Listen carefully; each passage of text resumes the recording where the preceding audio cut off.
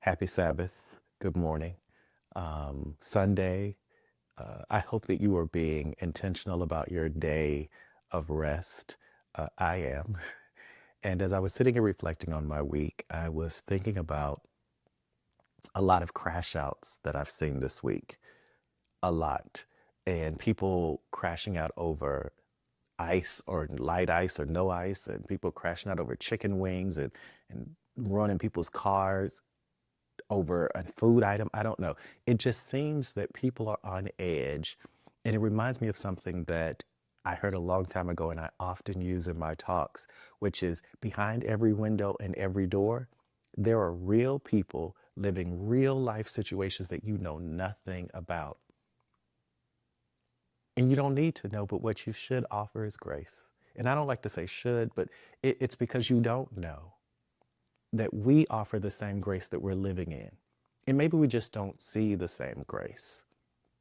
I know there's controversy in the songs we sing um, a lot of times, and I say that, but I will say in gospel songs, the hymnal, I was going through my hymnal this morning. Yeah, as my grandmother said, I keeps, not keep, I keeps a hymnal. So I often go through because hymnals for me aren't just songs, they're historical documents. And in the documents, I came across Amazing Grace this morning. And there's two versions in this hymnal. And I actually looked it up. And because I know a little bit of the history, written in 1772 by Newton, that Newton was a former slave trader who became a believer. And I believe his thesis statement is that first stanza. Amazing grace, how sweet the sound that saved a wretch like me. I once was lost, but now I'm found, was blind, but now I see.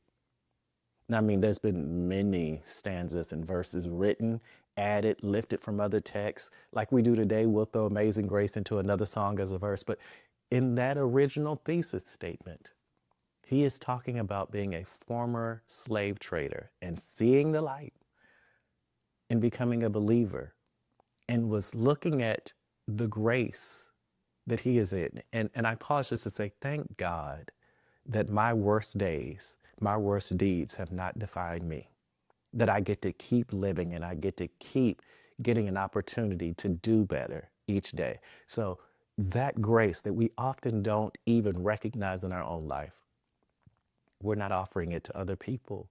And I think that if we could be a little more gracious with one another, that if we could take time to pause and ask ourselves, is this really about that? Or they're going to the extreme, but it don't have nothing to do with me. But no matter what the fix is, but just pause and offer a little more grace, because grace is amazing and it has saved many of us from our worst days. So you go ahead and keep commenting on people and keep tearing people down or keep supporting all the stuff that does. But as for me and my house,